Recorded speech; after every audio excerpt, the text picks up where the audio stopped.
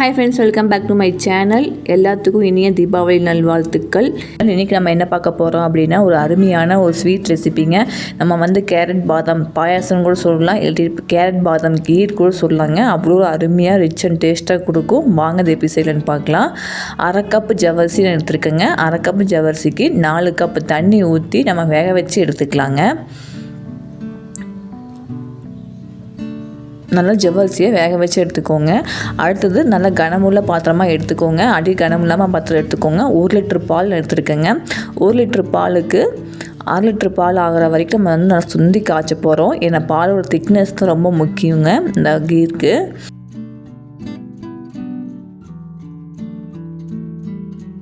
ஒரு லிட்டர் பால் எடுத்துருக்கேன். எடுத்துகிட்டு நல்லா நுர பொங்கி வரும் பார்த்திங்களா, அந்த மாதிரி டைமில் எடுத்து விட்டுக்கோங்க.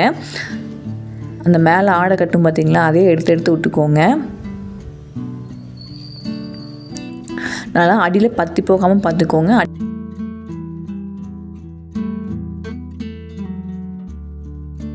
நல்லா கிளறி விட்டுக்கோங்க. இப்போ அது பக்கம் பால் சுண்டிகிட்டு இருக்கட்டுங்க. இப்போ நல்லா இந்த பக்கம் ஜவ்வரிசி நல்லா வெந்து வந்துருச்சு. அந்த தண்ணியை நல்லா வடிச்சிட்டுங்க. ஒரு தண்ணியில் அலாசிட்டு வந்திருக்கேன். அது அப்படியே ஒரு பக்கம் இருக்கட்டும்.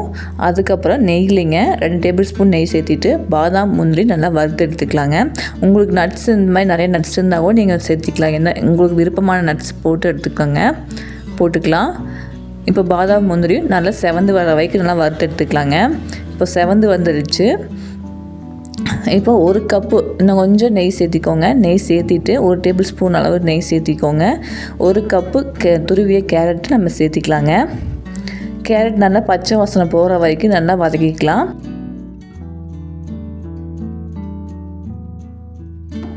இப்போ 1/2 கப்பு சர்க்கரை எடுத்துருக்கேங்க. நான் கண்டென்ஸ் மில்க் 1/2 கப் எடுக்க போகிறேன் அப்படிங்கிறனால 1/2 கப் நான் சர்க்கரை சேர்த்திருக்கேன். உங்கள்கிட்ட கண்டென்ஸ் மில்க் இல்லை அப்படின்னா நீங்கள் 1 கப்பு சர்க்கரை எடுத்துக்கோங்க, போதுமானதாக இருக்கும். இப்போ பாருங்கள், அந்த சர்க்கரையும் கேரட்டும் நல்லா வெந்து வந்துடுச்சு. இப்போ நம்ம இது பால் கூட மிக்ஸ் பண்ணிக்கலாங்க. இப்போ பால் பாருங்கள் எந்த அளவுக்கு நான் சுண்டி வந்திருக்கு அப்படின்னு. இப்போ இதை கேரட்டு ஜவ்வரிசி இதெல்லாம் போகிறோம் அப்படிங்கிறனால இன்னும் கொஞ்சம் நல்லா சுண்டுச்சு அப்படின்னா சூப்பராக இருக்குங்க. இது நம்ம பாயாசமாக கூட வச்சுக்கலாம். இல்லை அப்படின்னா நான் கொஞ்சம் திக்காக வேணும் அப்படிங்கிறனால கீரா கூட ஜில்லுன்னு வச்சு கூட சாப்பிட்டுக்கலாங்க. பாருங்கள், கலர் பார்க்குறக்கே சூப்பராக இருக்குல்லங்க. இப்போ இது கூட நம்ம ஜவ்வரிசி சேர்த்திக்கலாங்க.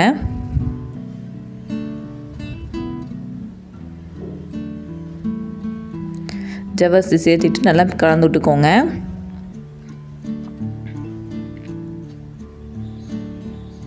இப்போ இது கூட 1/2 கப் கண்டென்ஸ் மில்க் நான் சேர்த்திருக்கேன். கண்டென்ஸ் மில்க் இல்லைன்னா ஒன்றும் பிரச்சனை இல்லைங்க, சர்க்கரையே சேர்த்திக்கலாம். 1/2 கப் சர்க்கரைக்கு பதிலாக 1 கப் சர்க்கரையாக சேர்த்திக்கோங்க, சரியாக இருக்கும் ஸ்வீட்டு.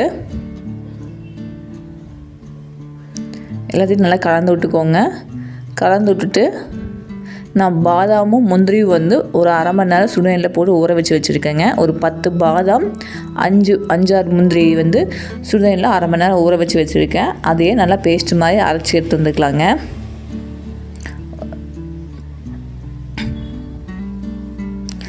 அரைச்சி எடுத்து உள்ளே ஊற்றிக்கலாங்க. நல்ல ஒரு திக்னஸோடு சூப்பராக டேஸ்ட்டோடு இருக்குங்க. ஒரு திக்னஸ் கொடுக்கும், அதுக்காக நம்ம உள்ள அரைச்சி சேர்த்து போகிறோங்க. அந்த பாதாமோட ஃப்ளேவரும் நல்லாயிருக்கும். அடுத்தது நம்ம நெய்யில் வறுத்து வச்ச பாதாம் முந்திரி அதையும் நம்ம சேர்த்திக்கலாம். ஏலக்காய் தூள் சேர்த்திக்கலாங்க.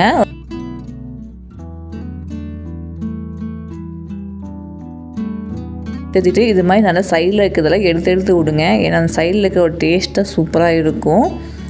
நல்லா கொதிச்சு வரட்டுங்க. இப்போ பாருங்கள் எந்தளவுக்கு கொதிச்சு வந்துடுச்சு அப்படின்னு. இந்த ஆடையெல்லாம் அப்படி எடுத்து விடுங்க.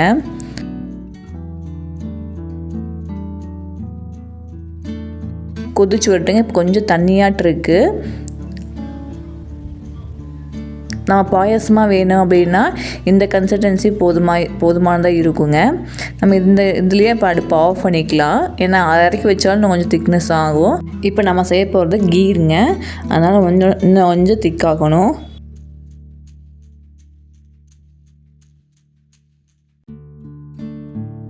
இப்போ பாருங்கள், நல்லா சுண்டி நல்லா கேரட் பாதாம் கீர் வந்து நல்லா திக்காகிடுச்சுங்க. இப்போ நம்ம அடுப்பை ஆஃப் பண்ணிக்கலாம். அடுப்பை ஆஃப் பண்ணிவிட்டு ஒரு பவுலில் ஊற்றிக்கலாங்க. பாருங்கள், சுட சுட சாப்பிட்டாலும் சூப்பராக இருக்கும், இல்லை ஃப்ரிட்ஜில் வச்சுட்டு ஜில்லுன்னு சாப்பிட்டாலும் சூப்பராக இருக்குங்க. வேறு லெவலில் இருக்கும். செஞ்சு பாருங்கள். செஞ்சு பார்த்து கமெண்ட்டில் சொல்லுங்கள். அடுத்த வீடியோவில் வேறு ரெசிபியோடு பார்க்கலாங்க. எல்லாத்துக்கும் இனிய தீபாவளி நல்வாழ்த்துக்கள்ங்க. இதை புதுனா லைக் பண்ணுங்க, ஷேர் பண்ணுங்க, கமெண்ட் பண்ணுங்க, சப்ஸ்கிரைப் பண்ணுங்க. பாய்.